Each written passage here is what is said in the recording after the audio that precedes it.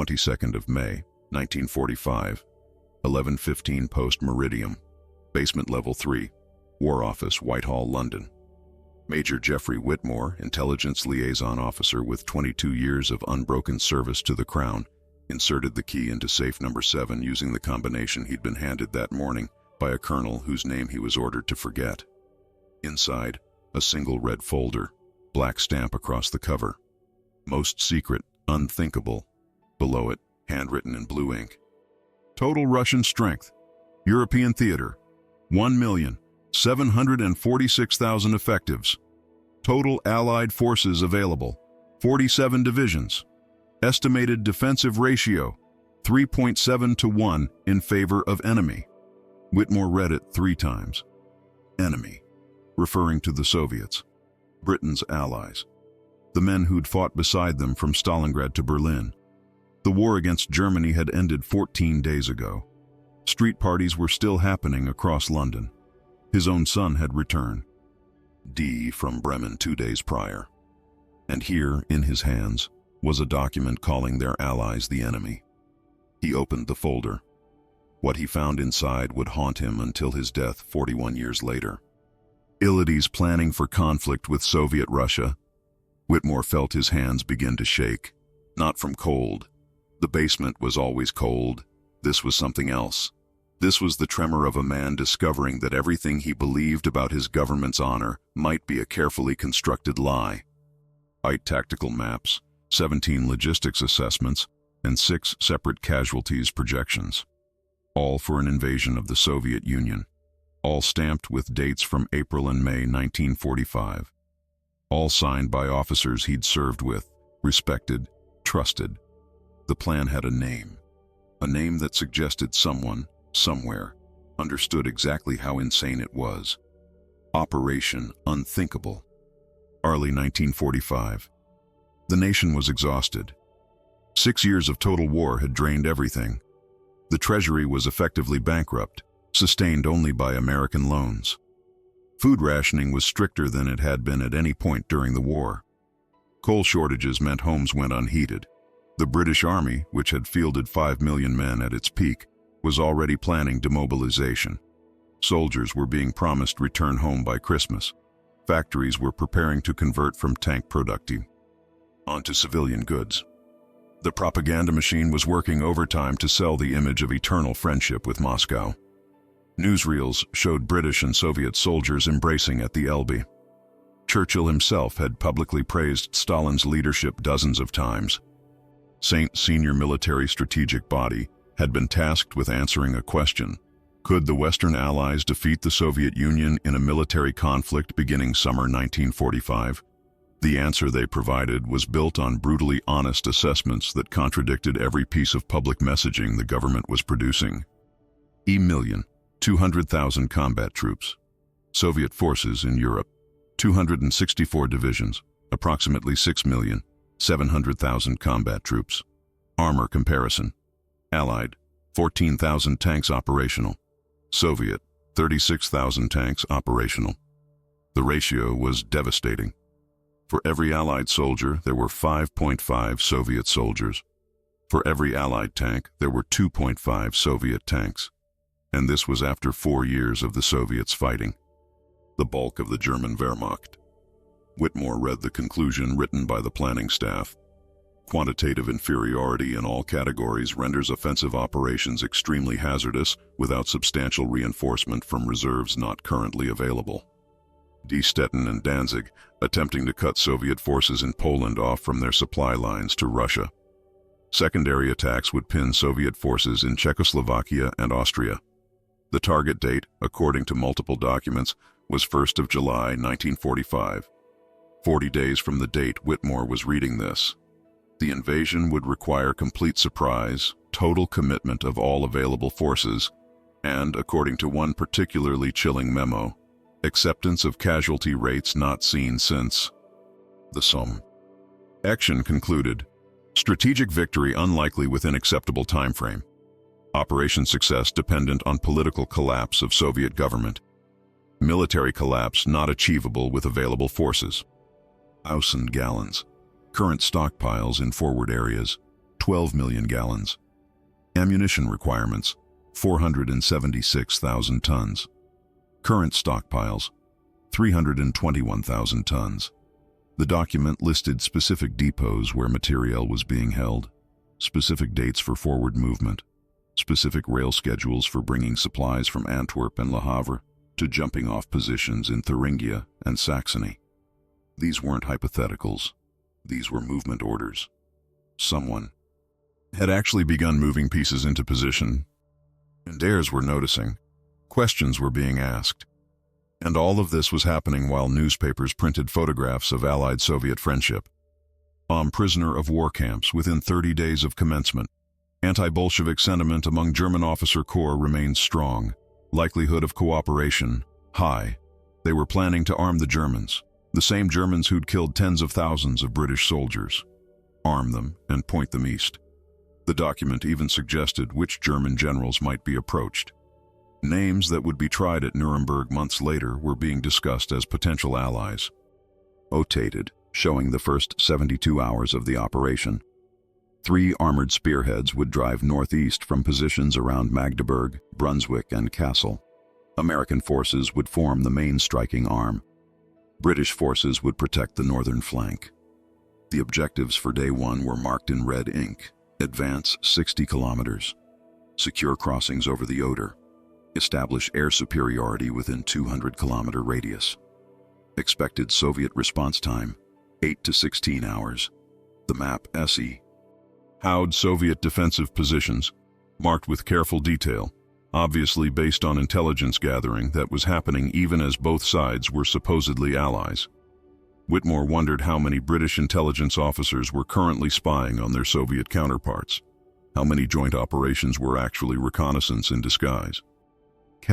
Final. Following review by Chiefs of Staff Committee and consultation with Prime Minister, Operation Unthinkable, assessed as unfeasible, given current force ratios and political constraints. Planning activity to cease immediately. All operational documentation to be destroyed per security protocols. Assessment.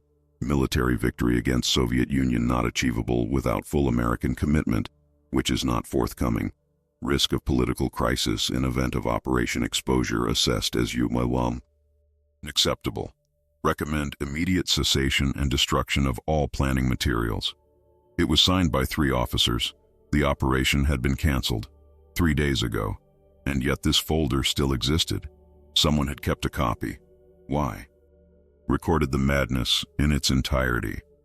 And as he worked, he began to understand something that would change his view of the war, of Britain, of everything he'd believed about the cause he'd served for 6 years. They had planned this, really planned this, not as a contingency exercise, not as a theoretical what-if.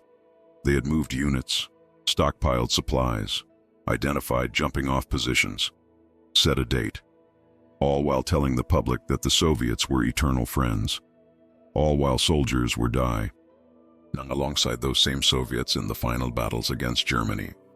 Winston Churchill had negotiated with Stalin in Moscow in October 1944 was already being violated. The Soviets were installing communist governments by force. Democratic opposition was being crushed. If action wasn't taken immediately, while Western armies were still mobilized and in position, the opportunity would be lost forever. The Red Army would demobilize, return to Russia, and Eastern Europe would remain under Soviet occupation permanently. A series of numbered points. 1. Soviet intentions are expansionist and incompatible with democratic governance in Eastern Europe. 2. Current force disposition represents maximum Western advantage. 3. Delay equals permanent Soviet consolidation of gains. 4. Military action now, while morally complex, prevents worse outcomes later. 5. Window of opportunity closes by autumn 1945 as demobilization proceeds. 6. Failure to act represents abandonment of populations to totalitarian rule. Whitmore read it twice. The logic was coherent. It might even be right. But it required betrayal on a scale that defied comprehension. It required attacking an ally without warning. It required lying to the British public about the entire purpose of the war they'd just fought. It required deliberately starting World War III before World War II had even officially ended. Allied killed, 67,400. Allied wounded, 186,600. Soviet killed, 312,000. Soviet wounded, 847,000. Civilian casualties, combat zone, estimated 400,000 to 700,000, primarily Polish and German populations in corridor of advance. 400,000 civilians, minimum. They'd calculated it, written it down, and proceeded anyway with planning. There was a handwritten note in the margin. Acceptable if operation achieves strategic objectives within time frame. Unacceptable if operation extends beyond 90 days. Someone had written that. Some officer had sat at a desk and determined that 400,000 dead civilians was acceptable if it achieved goals within 3 months. Operations feasibility. 3 different scenarios, each played out with different assumptions about Soviet response time and German cooperation. Scenario 1 assumed maximum surprise and full German auxiliary support. Result: Allied forces advanced 320 kilometers in first 2 weeks, established defensive line along Vistula River, force Soviet withdrawal from Poland. Probability of success, 18%. Scenario 2 assumed moderate surprise and limited German support. Restes. Ult. Allied forces advance 170 kilometers, become bogged down in heavy fighting, forced to consolidate positions short of objectives. Probability of success, 9%. Scenario 3 assumed Soviet forces on alert and no German cooperation. Result: Allied offensive halted within 1 week, heavy casualties, forced withdrawal to starting positions. Probability of success, 3%. The best-case scenario had less than 1 in 5 chance of success. And they'd planned anyway. Number 8. Someone had decided that this needed to be preserved, that history needed to know, or perhaps that future planners needed to learn from this. Either way, the decision meant that the madness was now documented, undeniable, real. Feasible served its purpose as strategic contingency planning. The detailed work undertaken provides framework for future evaluation should circumstances change. The courage to think unthinkable thoughts, however uncomfortable, is the mark of serious strategic planning. That the operation was not executed reflects wisdom, not weakness. Documentation of this planning to be preserved in secure archive as testament to thoroughness of staff work and seriousness with which we approach defense of democratic principles. The fact that we thought the unthinkable, planned the unthinkable, but did not execute the unthinkable, speaks to our values as much as our capabilities. WSC, Winston Spencer Churchill. The Prime Minister himself had written this, had ordered the preservation of this folder, had framed attempted betrayal of an ally as moral strength, had been catalogued per orders to his superior. He mentioned nothing of what he'd really found, what it really meant. He kept his notes in a personal diary he never showed anyone. And for 41 years, until his death in 1986, he carried the knowledge of what his government had planned. He never spoke of it publicly. Security oaths prevented that.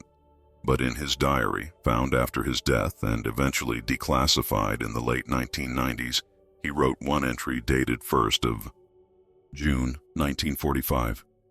I have spent 9 days reading documents that detail the planned invasion of our Soviet allies beginning 1st of July.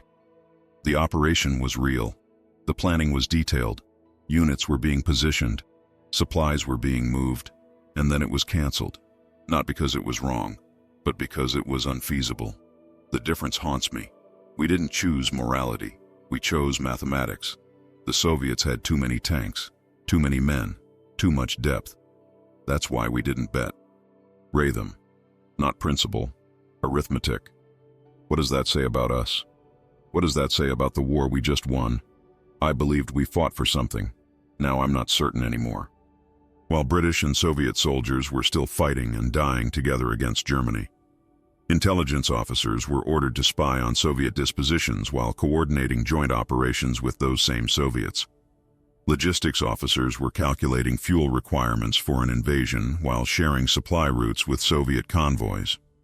The entire apparatus of alliance was being maintained publicly while being prepared for dissolution privately. The cynicism was breathtaking. Told their own story. At the moment of Germany's surrender, the Soviet Union had 264 divisions in Europe. The Western Allies had 92 divisions total, but of those, only 47 were assessed as available for offensive operations. The rest were occupation forces, supply units, or already earmarked for Pacific deployment. In armor, the disparity was less severe, but still significant. The Soviets had 36,000 tanks operational in Europe. The Allies had 14,000. In artillery, the gap was crushing. Soviet artillery pieces in Europe, 42,000. Allied, 16,000.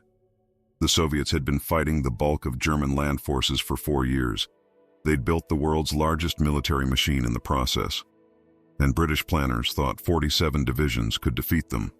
The optimism bordered on delusion. Rapid armored strikes that would cut off forces in Poland, cause political crisis in Moscow, and potentially trigger collapse of Stalin's government.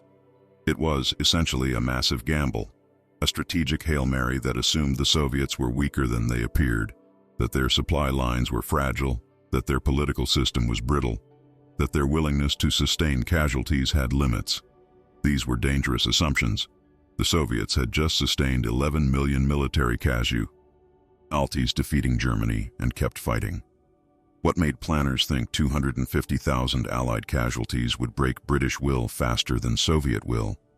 The documents never adequately answered that question. Anti-Bolshevik would be approached. Equipment would be provided from captured German stocks. These same Germans had been the enemy 2 weeks earlier. Now they'd be allies. The practical problems were immense. Language barriers, command structure, logistics, trust. But the moral problem was worse. How would British soldiers react to fighting alongside Germans who might have killed their friends months earlier? How would the public react when they learned Germans were being rearmed?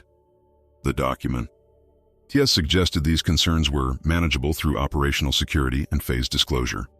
In other words, lie about it until it was too late to object. Celebrating peace, soldiers would be expecting demobilization, and governments would be planning post-war reconstruction.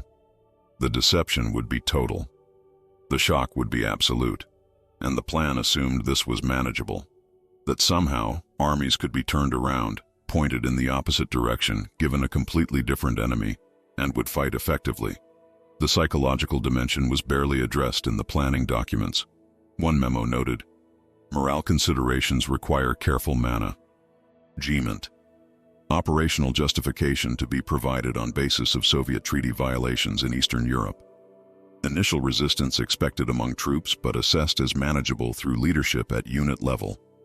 Manageable. They thought it was manageable. Free forces alone couldn't generate the combat power necessary. The Americans had the majority of forces, the majority of equipment, the majority of logistics capacity. If they said no, the operation died, and they said no. The second factor was the mathematics. The ratio of forces was simply too unfavorable, 3.7 to 1 in Soviet favor. Even with surprise, even with German auxiliaries, even with superior Allied air power, the numbers didn't work. The chiefs of staff, when they ran Invade assessments in late May, concluded the operation had less than 15% probability of achieving strategic objectives. That wasn't enough, so it was canceled, but not rejected, not condemned, just postponed. The language in the cancellation memo was careful, unfeasible given current circumstances, not wrong, not immoral, just impractical. The door was left open. It hadn't been a simple story of good versus evil, democracy versus fascism, freedom versus tyranny. It had been something more complex and darker. A power struggle, a contest for control of Europe, and the Western Allies, his side, had been willing to betray their Eastern allies the moment it seemed advantageous. The fact that they didn't go through with it was accident of mathematics, not choice of conscience. The Soviets had too many tanks.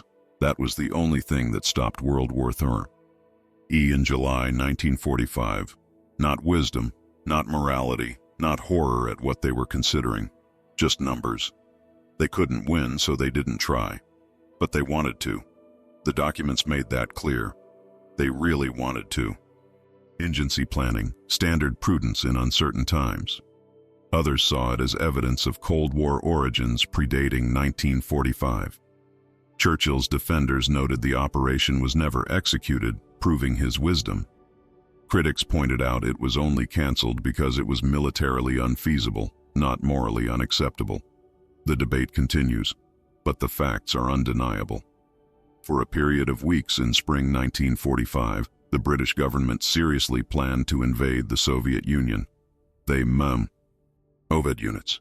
They stockpiled supplies. They set a date. They calculated casualties. They considered rearming Germans. And they only stopped because they couldn't win. Still shows the cancellation order.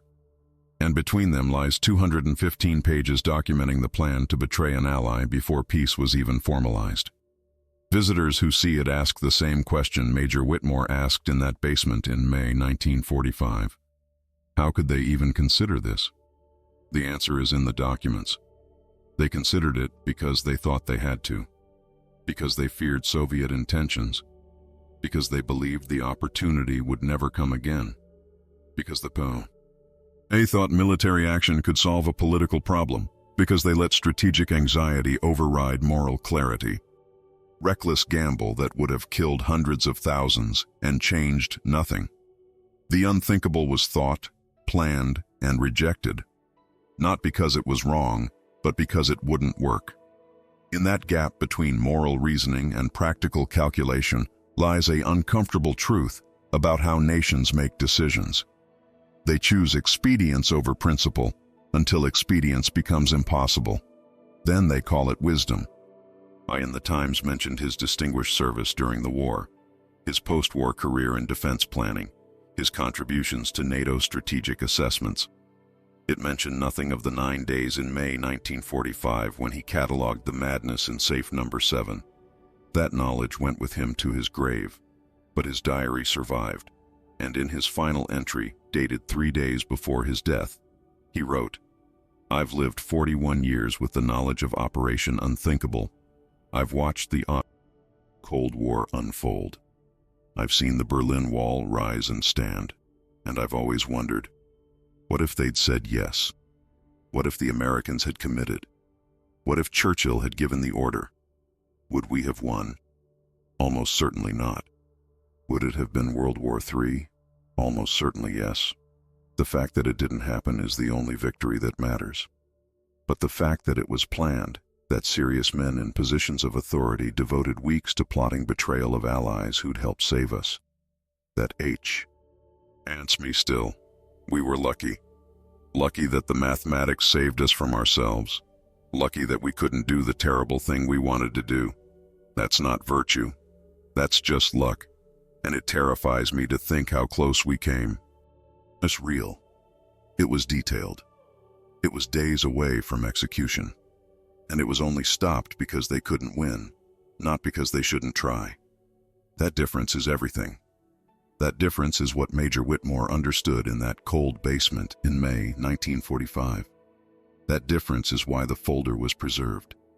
So we remember, so we know, so we understand that the unthinkable is always being thought by someone, somewhere, in some basement, in some safe, planning the next betrayal, the NA. XT war, the next time arithmetic is all that stands between peace and catastrophe.